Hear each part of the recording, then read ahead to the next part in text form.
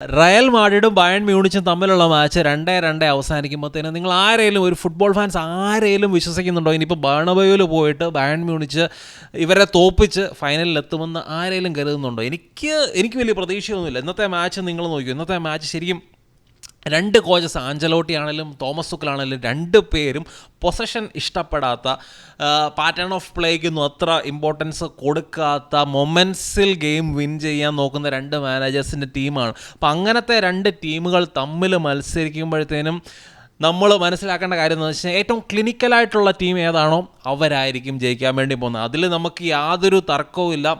Real Madrid ആയിരുന്നു ഇന്നത്തെ മാച്ചിൽ ക്ലിനിക്കൽ. യൂഷ്വലി അവരുടെ എല്ലാ ഗെയിംസും നമ്മൾ നോക്കുകയാണെങ്കിലും റയൽ മാഡ്രിഡ് എപ്പോഴും അവർക്ക് കിട്ടുന്ന തുച്ഛമായിട്ടുള്ള ചാൻസസ് കൺവേർട്ട് ചെയ്യാൻ വേണ്ടി മിടുക്കന്മാരാണ്. അപ്പോൾ റയൽ മാഡ്രിഡിൻ്റെ മത്സരങ്ങളുടെ ഒരു സ്ക്രിപ്റ്റുകൾ അത് ശരിക്കും പറഞ്ഞാൽ എല്ലാ മാച്ചസിലും ഒരേപോലെ എനിക്ക് തോന്നാറുണ്ട്. അത് ഈ മാച്ചസിലും സെയിം ആയിരുന്നു. കാരണം ഈ മാച്ചും നിങ്ങൾ നോക്കൂ, ഈ മാച്ചിലും ശരിക്കും ആദ്യത്തെ 15 to 20 മിനിറ്റോളം ബയൺ ആയിരുന്നു ഡോമിനൻ്റ് ടീം. അവർ കൂടുതൽ ചാൻസസ് ക്രിയേറ്റ് ചെയ്യുന്നു, അവർ ഗോൾ അടിക്കും എന്നൊക്കെ നമുക്ക് തോന്നിക്കും. പക്ഷേ റയൽ ഒരു വര വരയ്ക്കുന്നുണ്ട്, ഒരു ഡിഫെൻസീവ് വര വരയ്ക്കുന്നുണ്ട്.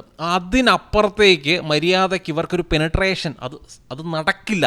അത് റയൽ തന്നെ കനിയണം, അല്ലെങ്കിൽ റയലിൻ്റെ ഡിഫെൻസീവ് സ്ട്രക്ചർ കനിയണം. എന്നാൽ മാത്രമേ ഓപ്പോസിഷൻ ടീമിന് അതിനെ ബ്രേക്ക് ചെയ്ത് മുന്നോട്ട് പോകാൻ പറ്റത്തുള്ളൂ. അപ്പോൾ അതുപോലെ കൺവിൻസിംഗ് ആയിട്ട് ഇവർക്ക് ഡിഫെൻഡ് ചെയ്യാനറിയാം. അപ്പോൾ അതുപോലെ അങ്ങനെ അവർ ആ ഒരു പ്രഷർ സോക്കപ്പ് ചെയ്ത് ആ ഒരു മൊമെൻറ്റിന് വേണ്ടി അവർ വെയിറ്റ് ചെയ്യും. ആ ഒരു മൊമെൻറ്റ് ഇന്ന് ആരാ ക്രിയേറ്റ് ചെയ്തത്? Toni Kroos. ഇന്നത്തെ ഫുൾ മാച്ച് നോക്കിയോ, എനിക്ക് ആ ഫുൾ മാച്ചിൽ എനിക്ക് ഏറ്റവും ഇഷ്ടപ്പെട്ട പ്ലെയർ ടോണി ക്രൂസാണ്. ടോണി ക്രൂസ് ടോട്ടൽ 76 മിനിറ്റ് ഇന്ന് കളിച്ചു.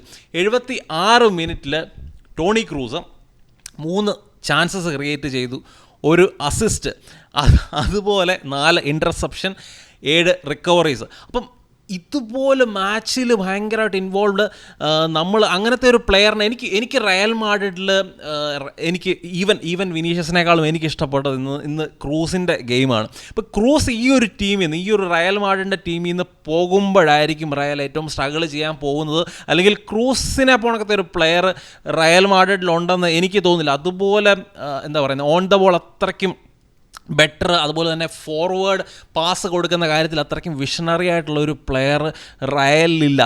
അപ്പം മോഡ്രിച്ച് പോകുമ്പോഴും അത്രയും സ്ട്രഗിൾ ചെയ്യത്തില്ല, റയൽ അത്രയും സ്ട്രഗിൾ ചെയ്തില്ല. പക്ഷേ ക്രൂസ് പോകുന്ന ദിവസമായിരിക്കും പ്രോപ്പറായിട്ട് ക്രൂസിനെ റീപ്ലേസ് ചെയ്തില്ലെങ്കിൽ റയൽ സ്ട്രഗിൾ ചെയ്യാൻ വേണ്ടി പോകുന്നത്. അപ്പോൾ അതുവരെ വെയിറ്റ് ചെയ്തിരുന്ന ആ ഒരു റയൽ മാഡ്രിഡ് ആ ഒരു ക്രൂസിൻ്റെ ആ ഒരു ബോൾ, ആ ഒരു ഡിഫൻസിനെ മിഡ്ഫീൽഡ് ലൈനെയൊക്കെ ബ്രേക്ക് ചെയ്തുകൊണ്ടുള്ള ആ ഒരു ബോൾ, അതിന് അഗൻസ്റ്റ് ആയിട്ടുള്ള വിനീഷ്യസിൻ്റെ റൺ, ഇത് ശരിക്കും അവർ ട്രെയിനിങ് ഗ്രൗണ്ടിൽ കണ്ടിന്യൂസ് ആയിട്ട് പ്രാക്ടീസ് ചെയ്യുന്ന സംഭവമാണ് ഈ രീതിയിലുള്ള റൺസ്.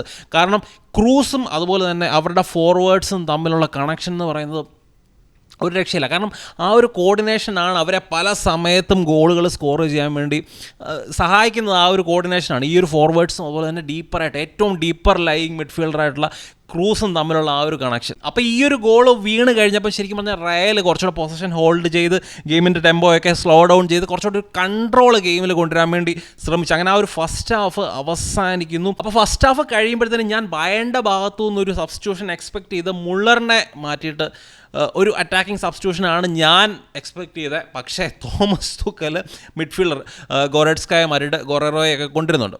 അപ്പം ശരിക്കും പറഞ്ഞു കഴിഞ്ഞാൽ സെക്കൻഡ് ഹാഫിലും ബയണിന് ചാൻസസ് കിട്ടുന്നുണ്ട്. ഇപ്പം എറിക് ഡയറിനാണേലും ഹാരി കെയ്ൻ ആണെങ്കിലും ഒക്കെ ചാൻസസ് കിട്ടുന്നുണ്ട്. ഇവരിതൊന്നും കൺവേർട്ട് ചെയ്യുന്നില്ല. ഇതാണ് ബയണിൻ്റെ ഏറ്റവും വലിയ പ്രശ്നം ഇതാണ്. പക്ഷേ അപ്പുറത്ത് റയലിനെ നോക്കി കഴിഞ്ഞാൽ റയലിന് കിട്ടുന്ന ചാൻസസ് അവർ കൺവേർട്ട് ചെയ്യുന്ന കാര്യത്തിൽ മിടുക്കന്മാരാണ്. അതാണ് ഈ രണ്ട് സൈഡും തമ്മിലുള്ള വ്യത്യാസം. എപ്പോഴും റയലും ഓപ്പോസിറ്റ് നിൽക്കുന്നവരും തമ്മിലുള്ള വ്യത്യാസം അതാണ്.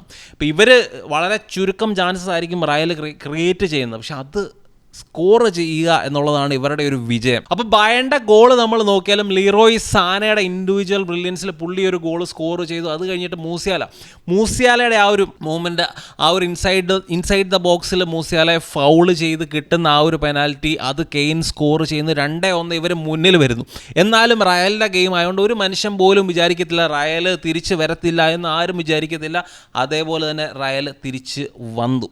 അപ്പം റോഡ്രിഗോയെ ഫൗൾ ചെയ്ത് ആ ഒരു ആ ഒരു പെനാൽറ്റി കിട്ടി, വിനീഷ്യസ് സ്കോർ ചെയ്ത് 2-2. ഇപ്പം റയലിനെതിരെ എത്ര ഗോൾ സ്കോർ ചെയ്താലും അവർ തിരിച്ച് ഗോൾ അടിച്ച് തിരിച്ച് വരാനുള്ള അവരുടെ ഒരു വല്ലാത്തൊരു കഴിവ് അവർക്കുണ്ട്. അപ്പോൾ എന്നാലും ഈ ഒരു റയൽ ടീമിൽ എനിക്ക് തോന്നിയിട്ടുള്ള ഒരു വീക്ക്നെസ് എന്ന് ഇന്നത്തെ മാച്ചിൽ എനിക്ക് തോന്നിയൊരു വീക്ക്നെസ് എന്ന് പറയുന്നത് അവരുടെ സെറ്റ് പീസ് ഡിഫെൻഡിങ് ആണ്. സെറ്റ് പീസ് ഓരോ പ്രാവശ്യം കോർണറിൽ നിന്നൊക്കെ ബോൾ അല്ലെങ്കിൽ ആ ഒരു ബോൾ ബോക്സിലോട്ട് വരുമ്പോഴത്തേനും ഇവരുടെ ഡിഫൻസ് ഭയങ്കര വീക്കാകുന്നുണ്ട്. ആ സമയത്ത് കുറച്ചുകൂടെ ക്യാപിറ്റലൈസ് ചെയ്ത് ഗോളുകൾ സ്കോർ ചെയ്യാമായിരുന്നു ബയണിന്. അപ്പോൾ അത് ബയൺ അവിടെ മിസ് ചെയ്തു. ഈ ഒരു റയൽ ടീമിലെ ഒരു വീക്ക്നെസ് ആയിട്ട് ഇന്നത്തെ മാച്ചിൽ എനിക്ക് തോന്നി ഈ ഒരു സെറ്റ് പീസ് ഡിഫെൻഡിങ് ആണ്. ബയണിൻ്റെ ഭാഗത്തു നിന്ന് ഇന്നത്തെ മാച്ചിൽ ഏറ്റവും മോശം പ്ലെയർ ഓഫ് കോഴ്സ് കിം മിൻ ജെ ആയിരുന്നു. 2 ഗോളിലും പുള്ളിയുടെ ഇൻവോൾവ്മെൻ്റ് ഉണ്ട്. പുള്ളിയുടെ മിസ്റ്റേക്ക് കാരണമാണ് ആദ്യത്തെ ഗോളും വിനീഷ്യസ് സ്കോർ ചെയ്യുന്നത്. അതുപോലെ തന്നെ രണ്ടാമത്തെ ഗോളിൽ റോഡ്രിഗോയെ ഫൗൾ ചെയ്യുന്നതും കിം മിൻ ജെ ആണ്. സോ ആ ഒരു മാച്ചിൽ ബയണിൻ്റെ ഭാഗത്തു നിന്ന് ഏറ്റവും മോശം പെർഫോമൻസ് ആയിട്ട് അല്ലെങ്കിൽ ഏറ്റവും മോശം പ്ലെയറായിട്ട് എനിക്ക് തോന്നിയത് കിം മിൻ ജെ ആണ്. അതുപോലെ ഏറ്റവും നല്ല പ്ലെയറായിട്ട് ആ ഒരു ബയണിൻ്റെ ഭാഗത്തു നമുക്ക് എടുത്തു പറയാൻ പറ്റുന്ന ഒരു പ്ലെയർ എന്ന് പറയുന്നത് മൂസിയാലയാണ്. കാര്യം മൂസിയാലയുടെ മൂവ്മെൻറ്റ് ശരിക്കും അവരുടെ ഡിഫെൻസിൽ വിള്ളലുകൾ ക്രിയേറ്റ് ചെയ്യാൻ കാരണമായി, അല്ലെങ്കിൽ ആ ഒരു ഡിഫെൻസീവ് അവർക്ക് കുറച്ച് ഡിഫെൻസീവ്ലി ഒരു ത്രെട്ട് ക്രിയേറ്റ് ചെയ്യാൻ ഏറ്റവും കൂടുതൽ ത്രെട്ട് ക്രിയേറ്റ് ചെയ്ത ബയൺ പ്ലെയർ ശരിക്കും മൂസിയാലയാണ്. അപ്പം നമ്മൾ ഓവറോൾ മാച്ച് നോക്കിയാലും 2 ടീമും തമ്മിൽ സ്റ്റാറ്റ്സ് വൈസ് ആണെങ്കിലും വലിയ വ്യത്യാസമൊന്നുമില്ല. അപ്പം പൊസഷൻ നോക്കിയാലും XG നോക്കിയാലും അതുപോലെ തന്നെ ചാൻസസ് ക്രിയേറ്റഡ് നോക്കിയാലും ഓൺ ടാർഗറ്റ് നോക്കിയാലും ഒന്നും വലിയൊരു വ്യത്യാസമൊന്നുമില്ല 2 ടീമും തമ്മിൽ. പക്ഷേ കിട്ടുന്ന ചാൻസസിനെ കൺവേർട്ട് ചെയ്യാനുള്ള ഈ ഒരു റയലിൻ്റെ ഒരു കഴിവ്, അതുപോലെ എത്ര പ്രാവശ്യം പുറകോട്ട് പോയാലും തിരിച്ചു വരാനുള്ള ഇവരുടെ ഒരു കഴിവ്, അപ്പം ആ ഒരു അഡ്വാൻറ്റേജ് റയലിനുണ്ട്. പ്ലസ് അവർ ഹോമിൽ കളിക്കുന്നു എന്ന് പറയുന്ന ആ ഒരു അഡ്വാൻറ്റേജ് അടുത്ത മാച്ചിൽ റയൽ മാഡ്രിഡിനെ സംബന്ധിച്ച് ഉണ്ട്. അപ്പോൾ അതുകൊണ്ട് തന്നെ അടുത്ത ലെഗിലും ഞാൻ സാധ്യത കൂടുതൽ കൽപ്പിക്കുന്നത് റയൽ മാഡ്രിഡിനാണ്. അപ്പം നിങ്ങളുടെ അഭിപ്രായങ്ങൾ, നിങ്ങൾ ആർക്കാണ് സാധ്യത കൂടുതൽ കൽപ്പിക്കുന്നത്, അതുപോലെ ഈ ഒരു മാച്ചിനെ പറ്റിയുള്ള നിങ്ങളുടെ അഭിപ്രായങ്ങളൊക്കെ നിങ്ങൾ തീർച്ചയായിട്ടും നിങ്ങൾ കമൻസ് ആയിട്ട് ഇടണം. മറ്റൊരു നല്ല വീഡിയോ കാണാം. ബൈ.